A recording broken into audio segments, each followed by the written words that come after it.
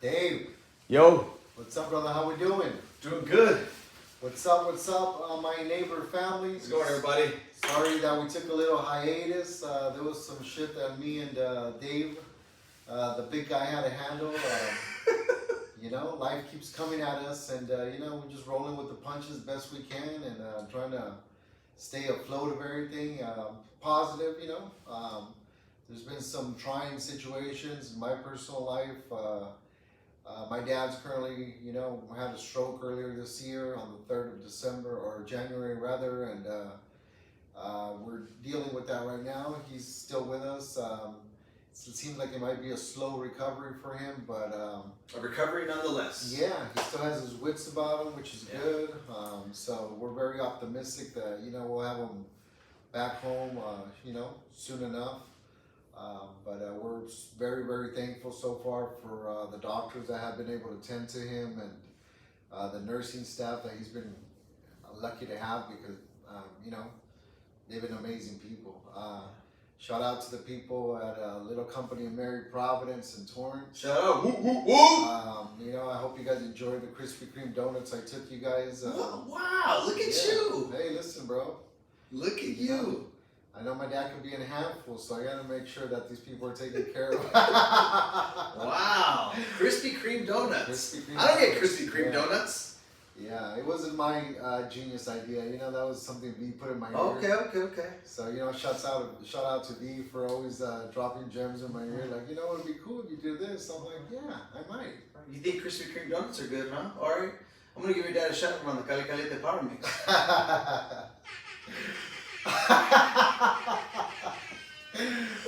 Yeah, man. Fucking Dave's back at it. Even with sound effects this time around. Even when there's no rum. Anyways, listen, man, we're glad to be back. Hope you guys had a nice, holiday season with your family and your loved ones, and you enjoyed that time off. Made the best of it. Hope you guys, ushered in the new year in the right way with good energy and good intentions, And a smile on your face. yes, I hope everything's working out for you guys. Fuck all this new year, new me, new day, new you. It's gotta be an everyday thing. It's gotta be an everyday thing, Yeah. We're gonna get right into it. We've been dying to get back in here. Discussions of us popping back into the studio have been, for about 2-3 weeks, but luckily the time afforded itself today, and here we are. We hope to continually start bringing these back to you once a week, like we were doing. We will continually. Yeah. Yes. So here we are. We're on episode 32, as we discussed before we started this, right, Dave? Yeah. Episode 32 is how we do. Episode 32. So, like we always do, me and the big guy brainstorm what we're going to talk about. Just before we hit the camera on this, we were like, yeah, let's change the name completely. And so, we're going to call this episode 32 of the Enabler Podcast, One Day More, One Day Less. One day more, one day less. What does that mean to you, Dave? How does that sentiment sit with you? Well, in English, it doesn't really mean much, but when I first heard this phrase, I've never heard it before. You told me the story. Why don't you tell us all how it happened? Because I like that. You tell stories way better than I do. Yeah. Well, thank you for that. That's a compliment, bro. Yeah. It started at Planet Fitness. No, not at Planet Fitness. Fuck you. Not that if you go to Planet Fitness, there's anything wrong with you. That's just not my gym, and this guy always likes to convince people that that's where I work out. But, anyways, Purple is inspiring. just to give a little origination where this even came from, this idea. But me and Dave have been in discussion of doing an additional podcast beyond this one. That would be a Spanish speaking content podcast. Yeah, a more traditional Spanish kind of a talk show, but with a twist, where it had an elderly opinion and presence versus the younger kind of a younger, more modern sense of things, and how the culture kind of played out. And it's good to get both perspectives. So that was the general idea that this genius came up with. So so without to get too much into specifics about it, We have somebody in mind. He's the dad of one of my good friends, Mr. Humberto Sierra Sr. Yeah, that discussion has yet to be had with him, but I'm sure we'll get around to that soon. I've discussed it with two of his kids, and they seem, on board with it, which is always a blessing. I don't think it would work with anybody else.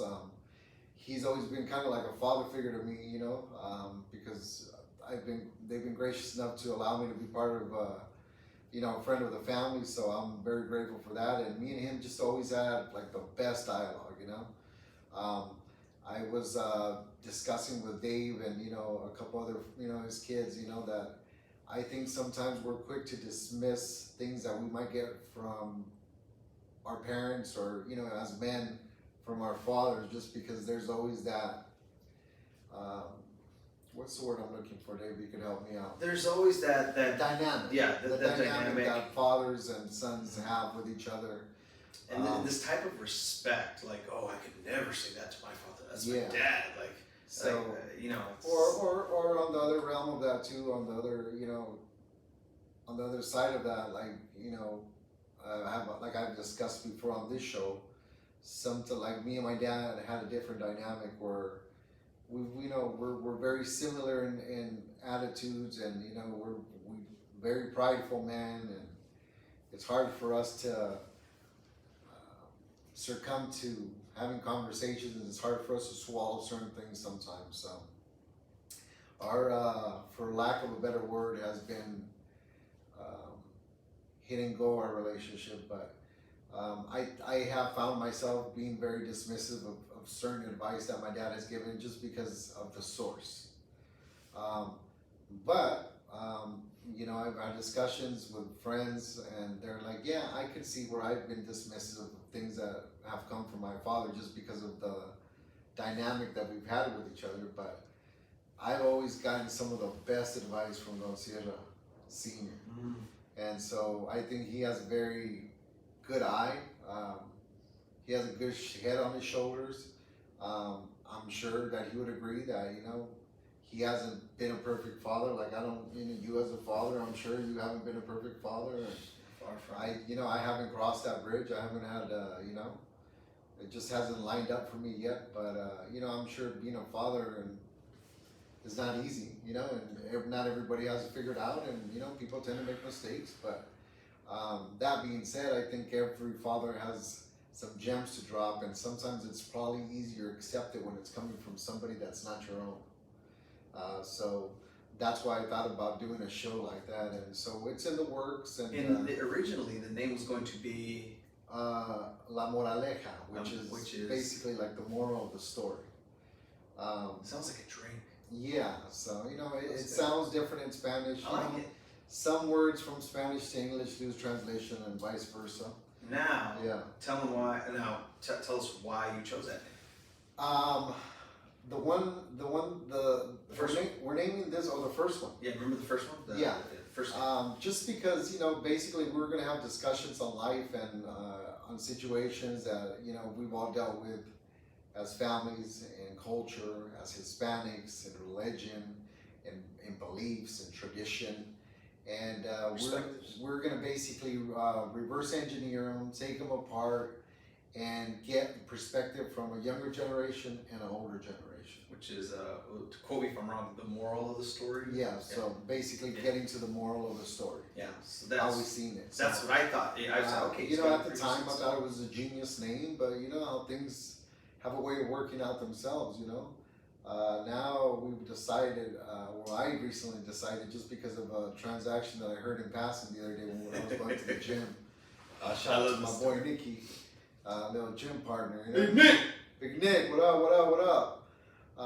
Anyways, we're walking into the gym, me and him are talking, and I hear these two older gentlemen, greeting each other. One was on his way in, one was on his way out, and so, they did a very courteous, like, oh, well, back at it. He was like, yeah, here to work out again, and so one said to the other, he was like, well, he's like, glad to see you again. I'm glad you're back in the gym. And one said to the other, yeah, one day more, one day less. Yeah. Say it in Spanish. Yeah. He said. It it was great. Yeah. So, but the translation in Spanish was un día más, un día menos. And I was telling Dave that it caught me because words carry frequency, and I was just like, man, if that doesn't just put the life experience in a fucking nutshell. It weighs heavy first. It weighs heavy, like the frequency of those fucking words. Like I literally felt that when I heard that exchange of words, it grasped me. It could have fucking knocked me to the ground. Like I was captivated by that brief exchange in passing that I heard them have, and then right away I was like, wow, Yeah, that's fucking powerful. I've heard my grandpa use that phrase before. I've heard other Mexican people use that phrase before. It's not something that Dave claims that he had never heard it before. I've never heard it. Yeah, but I see my grandpa used to say that all the time, and but just I was like, man, what a fucking beautiful fucking pair of words. Like it's the dichotomy of just realizing, like, yeah, I've been blessed to wake up and have one more day on this earth, but at the same token realizing and being okay with the beauty that it's also one less day. Yeah. That we have here. It sums up everything. It just brings everything full circle, and I think it's beautiful. Yeah. Now you're a lot more calm than you were on the phone when you told me. I think it just happened or just recently happened, and, Yeah. and you were just so pumped. I mean, you could hear the excitement and the ferocity. You had like, man. It had me going. You know, me and Dave, just prior to this, like we always do, we just had like an hour and a half long conversation where, you know what I mean, we listen to some things and we discuss some personal things that have been going on in our lives, and so I'm just in a very zen mode right now. So that yeah, it was. That's why I'm not super excited like when I first heard it, because I get pretty excited about things like this. But yeah, you were pumped, dude. Yeah, I was pumped. Like you were holding a shake weight. Yeah.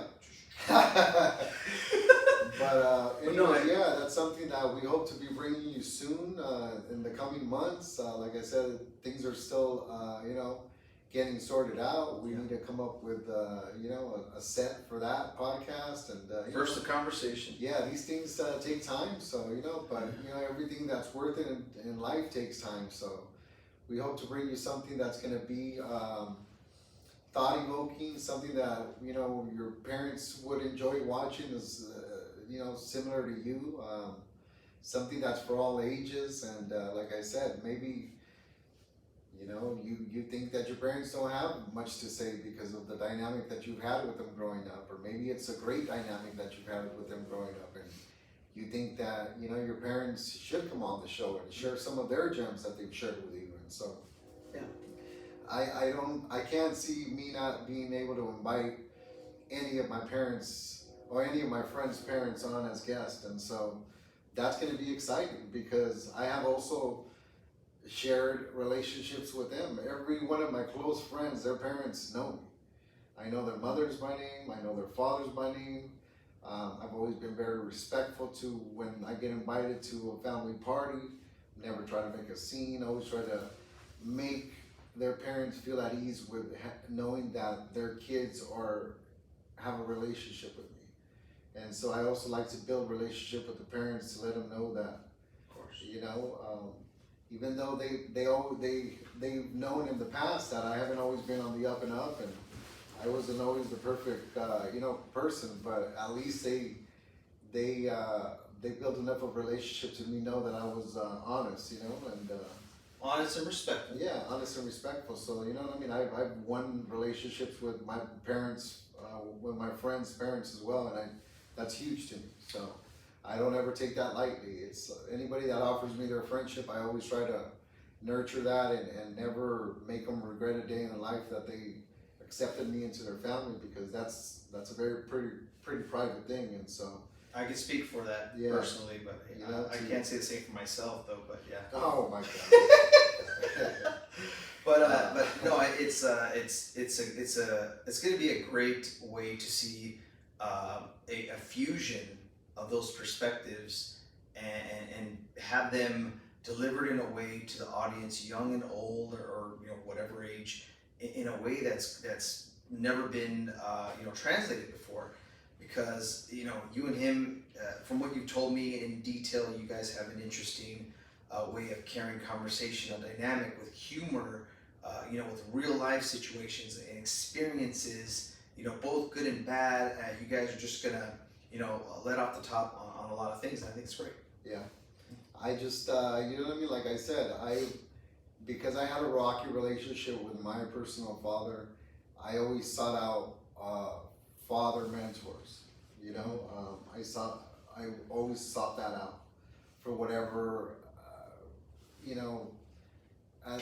at points I convinced myself that, my dad fell short in certain aspects of fatherhood, and so I would seek that out, in older people that I found admirable. And so, Don Sierra was definitely one of those men, Wow. He's like one of those fucking men, you know what I mean, that just like, has good virtues, is kind, is something that you admire in a man, you know what I mean? He was a good parent.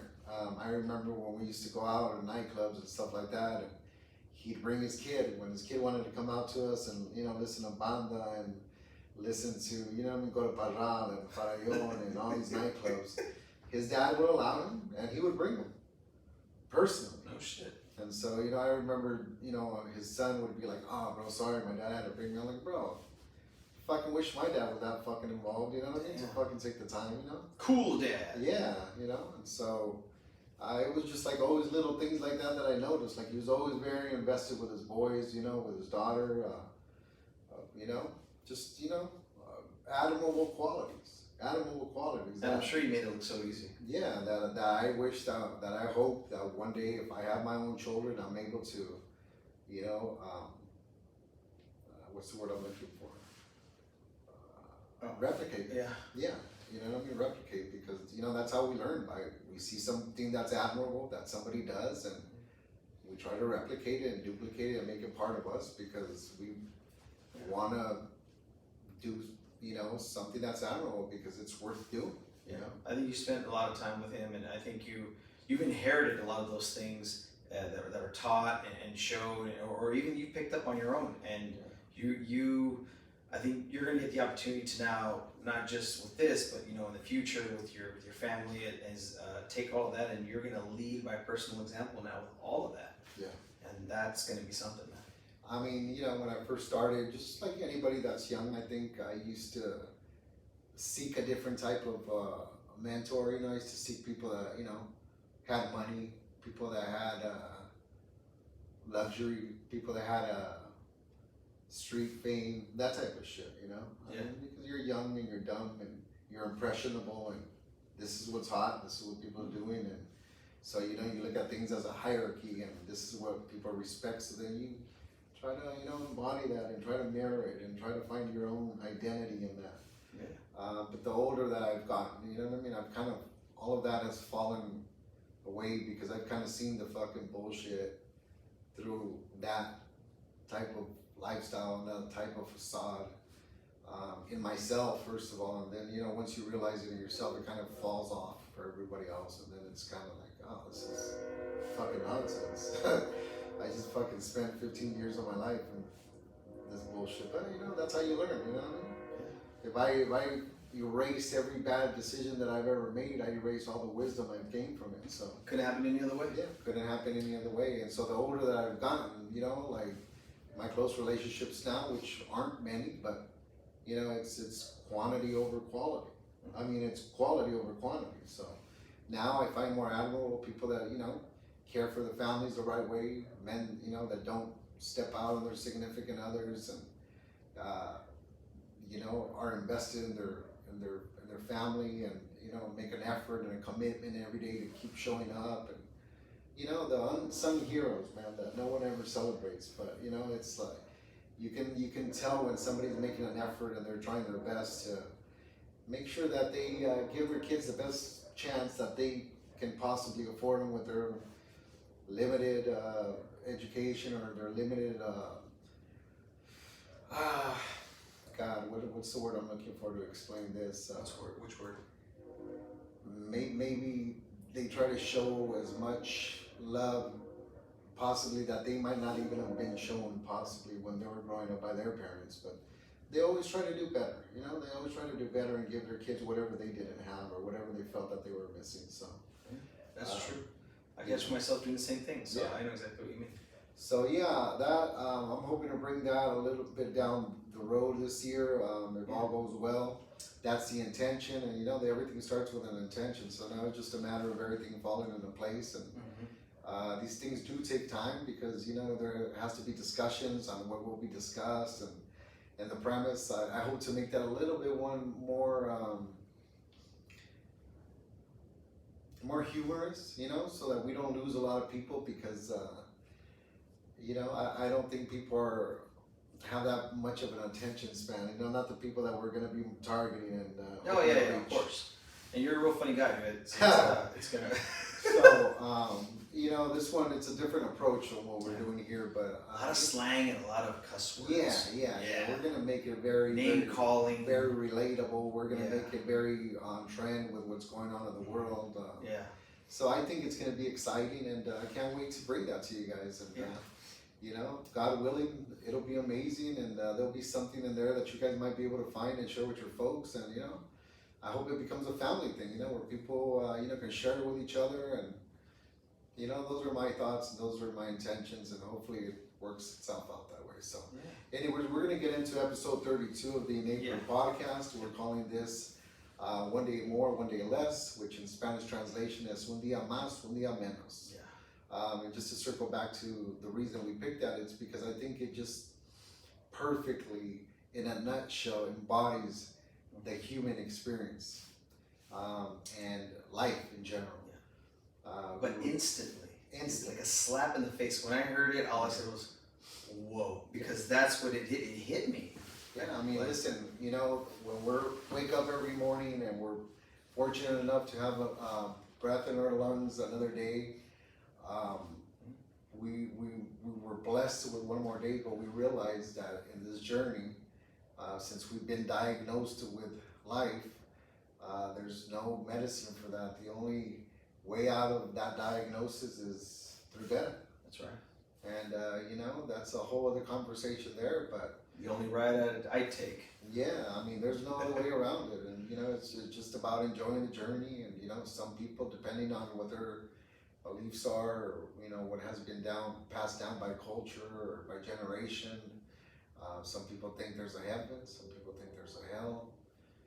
Some people think, you know, that you die and you know, you reincarnate. It's really up to everybody's translation of it. Me personally, I don't think there's. Well, no, I won't say that. There's definitely a heaven. There's definitely a hell, but it's not in the afterlife. Right here. Yeah, I call it the IRS. It's right here.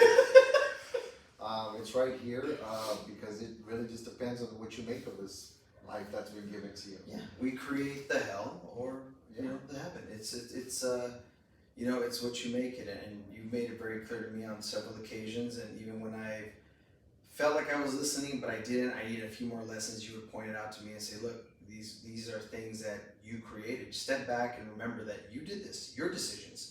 No one put a gun to your head. No one told you anything. It's you did it, and it's not your fault. It's because of the way I was programmed. It's the programming that we have, and like I said, it's no fault.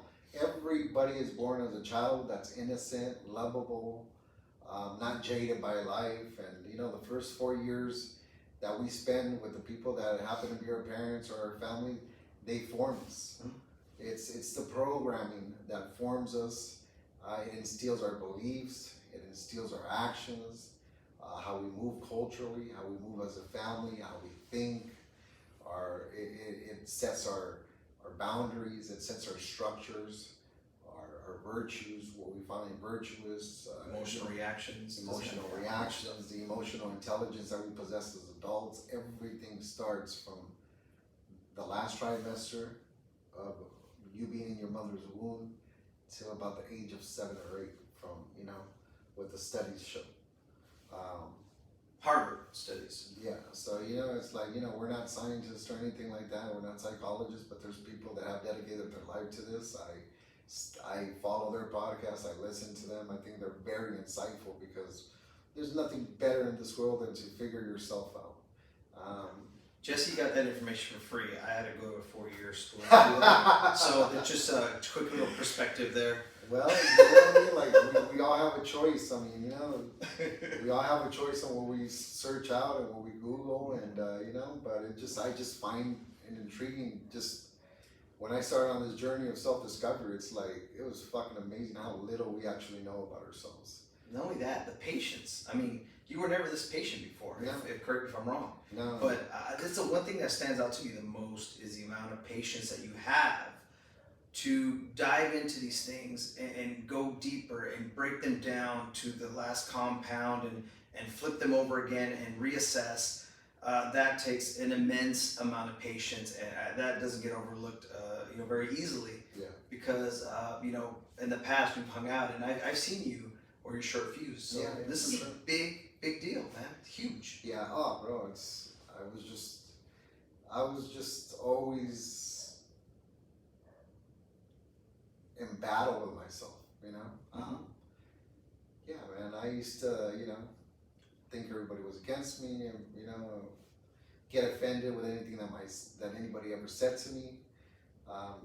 Everything I used to internalize it and filter it through who I was, which even if you looked at me the wrong way, I would get offended because, you know, I feel some type of way, but you know, it's just, again, you know, this is just the programming that I had since I was a very young child, and you know, my parents did their very best, you know, they brought the religious aspect into my life to try to smooth out those corners, you know, and to try to kind of put it in God's hands. But you know, I'm about to turn 45 very soon, this month.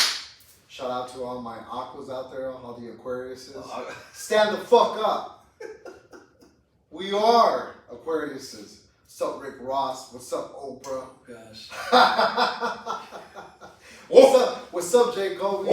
Me and J. Cole share the same birthday, by the way. January 28th. Wow. Cold world. So anyway, yeah, man. You know what I figured out, bro, is that most of the shit that I put myself through has been self-inflicted, bro. But think about how something as small and it's insignificant to some people is patience. Like, patience will hold you from a lot of things, from listening to advice or taking things that are good for you. Like, you would dismiss that without having patience. And now I see you teaching yourself, reading, learning, and that takes a lot. And think about how many other people out there can't even start with a simple thing as to stop and listen or take the time to read. Man, that's what surprises me. Never enjoyed reading, not even in school. You know, I used to be forced to read, you know, like, you know, material from the religion that I used to belong to or that I grew up in, and it was always really against like my will. It never felt natural to me. I did it because I was expected to do it, but it wasn't something that I wanted to do. Yeah. And now it's like I can't get enough of it. Not only that, but it's like now with YouTube, and I'll sit there and listen to a long format lecture that'll maybe go for 2 to 4 hours. And these are intellectuals having it out. Jordan Peterson is doing a series now called Exodus. Wow. With a bunch of intellectuals. People that are just trained to a capacity that I could never imagine. They have dedicated their lives to what they know. They're well versed in everything, from biology to religion to just, it's amazing. If I may, add something. These people that Jesse's talking about are I would say they live a comfortable life to some extent. They don't have to do this. No, they don't have to. They do this on their own free will, and they do this for the people that they educate and share what they've learned and they've gained, what's enlightened them. They want to share with everyone, and I think that's something that should be pointed out. Like these people don't get, they don't get paid to do that. Well, I mean, they make tons of money. Yeah. I mean, they're very. They made tons of money before they were doing this. Yeah, That's what I'm gonna say. So you know what I mean. It's a big deal. But they don't try to flavor it one way or another. Yeah. They just present facts. Yeah. They're not trying to convince you of one thing or another. Mm-hmm. That's what's so refreshing.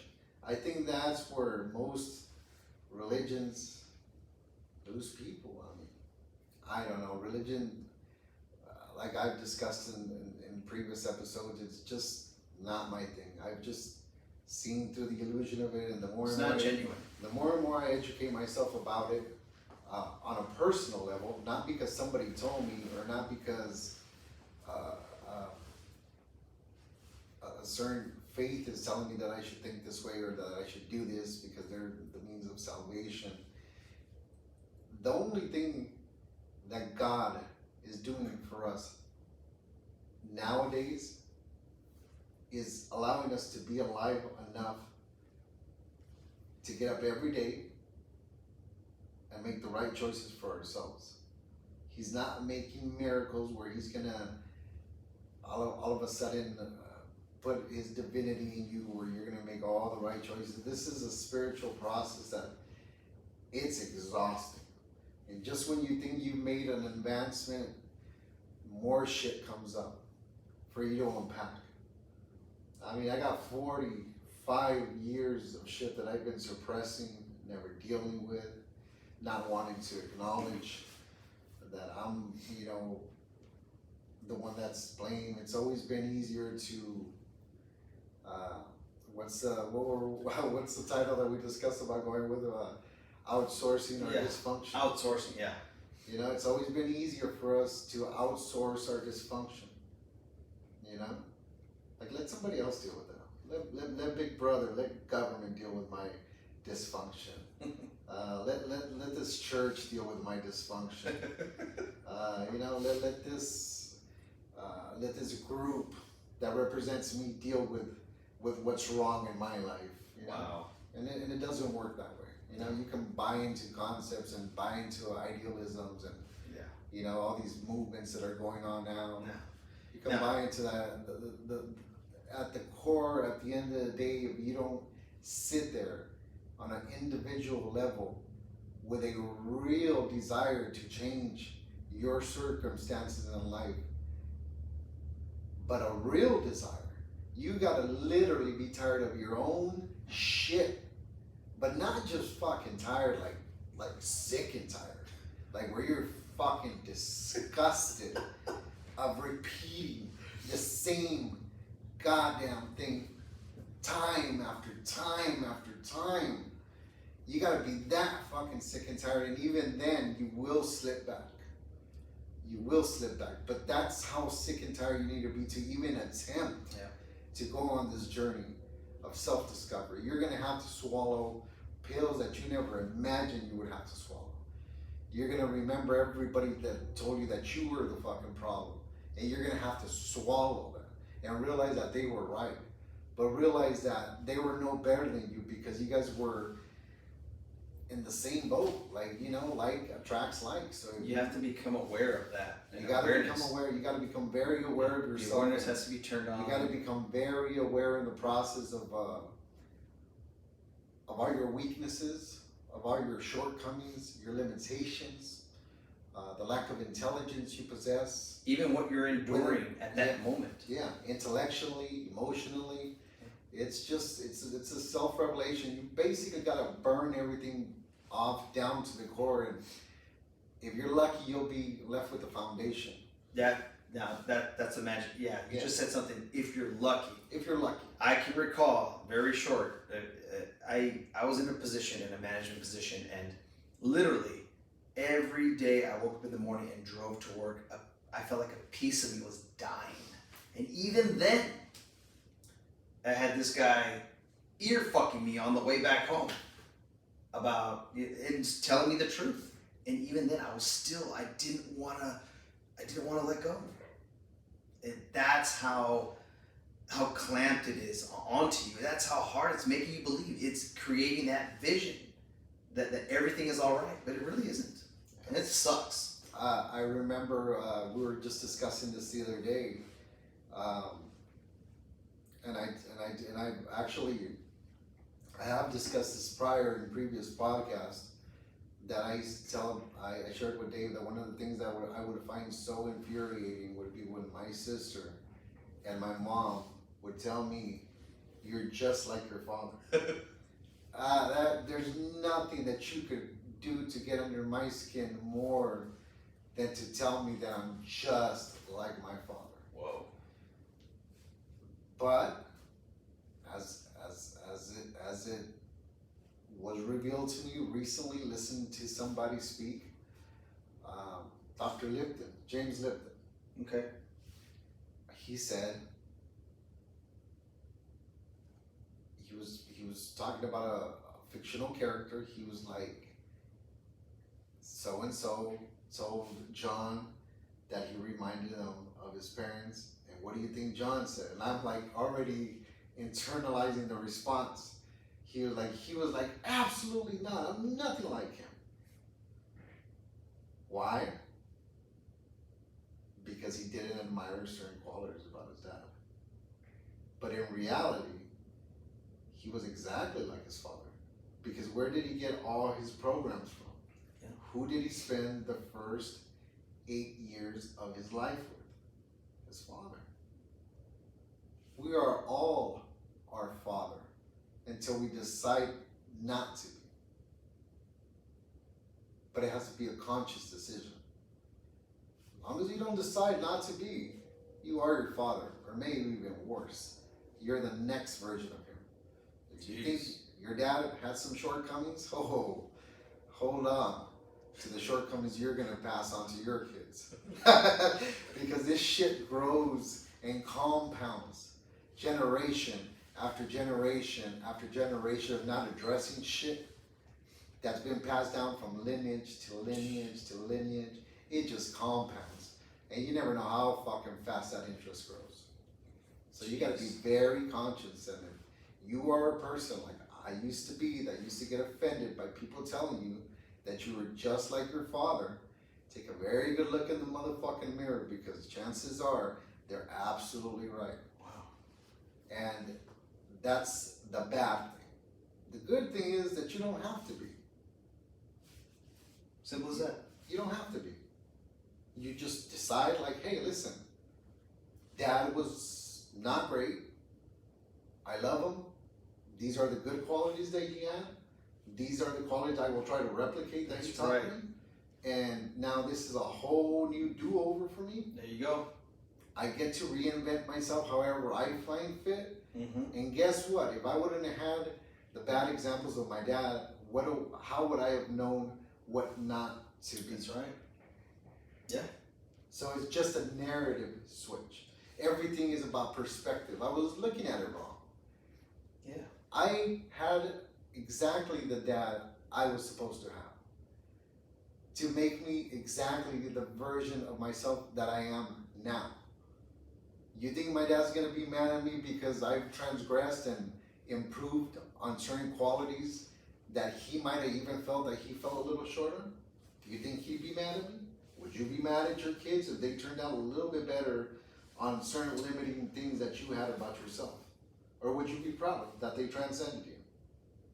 I would be proud. Of course. Yeah. I don't imagine one father that wouldn't. Yeah. I'd be proud that they didn't shop at Wayfair, but yeah. But no, I get what you mean. Yeah. It's you know, but still you have to reach a certain level of not just maturity, but a sense of thinking, like thinking outside of the normal shell that everyone is living in, and just appreciate the fact that there is growth. Like things are changing for the better. You have to appreciate all of that. Yeah. If you don't, you won't be proud of yourself. No. I wouldn't be proud of myself. I would fucking hate them. So, yeah, it's just, like nothing's changed in my life but my perspective. Still same me, same body, same experiences that I've had to go through, nothing's changed but the way that I was looking at things. At it. That's the only thing. There was just a perspective shift, and then everything made sense. And then, so the things, even the things that I hate that have happened to me, that I've had to have to go through, they're blessings. Yeah. They're blessings. It's like, oh, no, this was an actual fucking blessing. Now, if I'm being honest, nothing that's happened to me has ever been a bad thing for me. I just wasn't able to see the fucking lesson behind it. I was looking at it the wrong way. I was very short-sighted. Yeah. Now that I'm able to step away from my own bullshit and my own lens or my old way of seeing things, and I get a clear look, and I'm not the victim now, but I'm the observer, it's like, oh, like, you know what? Some fucked up things have happened in my life, but you know what? I have the power to change it. Funny thing about perspective is it can change. Like art, I deal with perspective a lot in things that I create. That's what you do, horizon lines. You create the perspective of what you want. When it starts not turning out the way you want to, guess what? You're holding the pencil. Yeah. You're holding the chalk of life. You can change that perspective. Yeah. And it just reminded me of that. It's, you know. There's a quote that I read that says, you know, maybe I'm butchering this a little bit, and I'm sorry for Butcher. But it's like we're not born trees. If you don't like where you are, you get to move. We get to move. We get to reinvent ourselves as many times as we want. That reminded me of a really bad joke, but yeah. You remember Back to the Future? You remember that? Back to the Future? I remember the movie. I don't remember. Okay, well, the bully there, I forgot his name. Biff. Yeah, and so he tells Marty McFly, right about to punch him or kick his ass, make like a tree and get out of here. Anyway, sorry. It's a great quote, even though it doesn't make sense. But it was the 50s, bro. But anyways, yeah. So and you know, like I mentioned earlier in the beginning of the episode as well. You know, my dad, you know, earlier this year on December 3rd, I believe it was, 2 a.m. He had a stroke. You know, he's recovering. He's kind of lost some of his motor skills, and but even that, I'm just glad that where I'm at now, I was able to approach it a little bit more calmly than I would have in the past, without the anxiety. I had to realize that I needed to be calm, and I think I handled everything smoothly. Oh yeah. Me and my sister were kind of at odds with each other. The communication wasn't great. This situation brought us to speak again. Funny how that works. You know, we're embracing each other again. We're trying to open up that line of communication. It's great. We realize that we have something that's important to us, which is our father, and so all that bullshit animosity that we had, maybe more so me towards her, or her towards me, or that lack of communication just dissipated in the face of something that was going on that affected us both as a family. Yeah. So, you know, blessings come in different ways, you know. Blessings come in different ways. We realize that nonsense has no fucking place for this situation that we're both at now as siblings with our father. So, again, perspective. Yeah. Perspective. How many things are we holding on as individuals, as family members, as friends, as people in relationships and marriages and friendships? How many things are we holding against each other that don't allow us to even fucking speak to them anymore? Is it gonna take something as drastic for you to realize that none of that shit's gonna matter at the fucking end? Perspective can eliminate the past like dust. You can't. It's silly. It's silly. It's just fucking pride. It's just fucking pride, not wanting to admit that you're fucking wrong. You know, that's it. And neither side wants to do it, because everybody only sees it from their way. And so it's a, you know, it's a matter of sometimes just listening and not putting up that fucking wall of defense right away. Listen, don't take it personal. Don't take it offensive. Yeah. Maybe somebody's really coming from a loving place, and maybe they see potential in a situation that you might be missing. That's all. You know, I know that a lot of the arguments that I've started in my life have simply been, they were coming from a good place, but maybe my tone was wrong. Maybe my energy was wrong when I delivered that message. And now that I'm at this place, I've realized that a lot of that shit was just delivered the wrong way. I've always had good intentions. I'm not a fucking bad person. I can be an asshole at times because I'm pretty fucking blunt, you know, with what I believe. I think we're all adults, so I shouldn't have to sugarcoat it for you know, certain people past a certain age. I mean, we're not children, right? We're fucking adults. We're at least, we have the age to be, the capacity to be, you know? Yeah, of course. I'm not gonna say that because you're of a certain age, you're an adult. No. That doesn't qualify you as an adult. You're qualified as an adult by the certain actions that you take and how you carry on with yourself and the initiatives that you've made and the things that you've been able to accomplish in your life. That's what makes you an adult, you know? Taking responsibility of yourself and realizing that nobody is coming to help you and being okay with that and finding a way out through your problems and through your own bullshit. That's what makes you an adult, you know? Nothing else. Not owning possessions, not owning a business, not you know, just going back to basics and taking care of what's important, what's in front of you right now. Tough circumstances and you know, moments, they build character. They start to mold you, and it's up to you to decide how is it going to mold you. None of my people around me that I love and that I consider friends have had an easy fucking life. That's what I like about them. Yeah. That's what I like about them. These motherfuckers, I don't even know how we're still here, Dave. We shouldn't be here. Me, you shouldn't be here. You know that about me, and I know that about you, and yet we're still here. Yeah. You had cancer. You wouldn't trade places with me. So No, yeah. exactly. It was pretty bad. I had cancer, and I was dying from cancer, and you were going through a fucking horrible I was on the phone with you. And I was like, Dave, I'm dying from cancer, and I wouldn't trade places with you. I said, Yeah. So, you know, that was some perspective for your ass, wasn't it? Yeah, it was. Yeah, literally, it was. Like, Jesus. Yeah. But is that where we're at right now? Yeah, that's where we're at. Okay.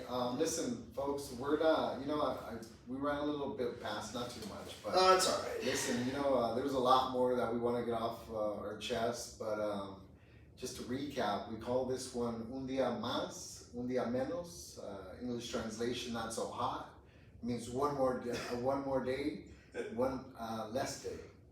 Doesn't That's translate. hot. Doesn't translate. But anyways, listen, we're excited to you know, get back on air since that little hiatus that we took. We've been dealing with some personal shit. Yeah.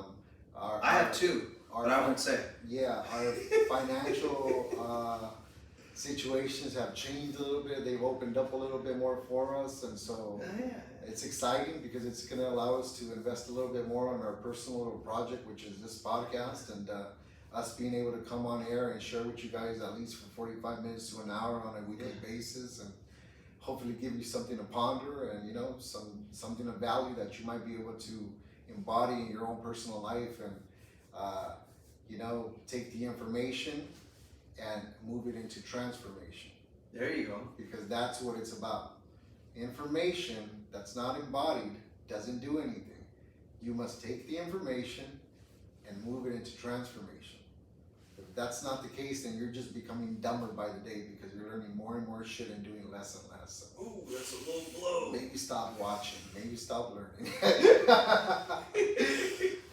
Anyways, we want to thank you guys. Dave, do you have any final thoughts? No, just not just the finances, but the confidence. A lot of things have changed, you know, internally with us. We're doing more things, you know, outside of this that are really helping our lessons, you know, in life. You know, as we do this podcast, so it's a big deal. You know, Absolutely. I got COVID. I urinated on myself, and I never felt more free in my life. We're gonna dive into that for sure on the next one. No. That's David's way of leaving it off on a cliffhanger. Like what? He had COVID and he peed himself simultaneously the same day, same week. Like we we all want to know, Dave. The next episode will be called Yellowstone. All right, everybody. Yeah, thank you so much, Take guys. care. We love you, my neighbor family, and till episode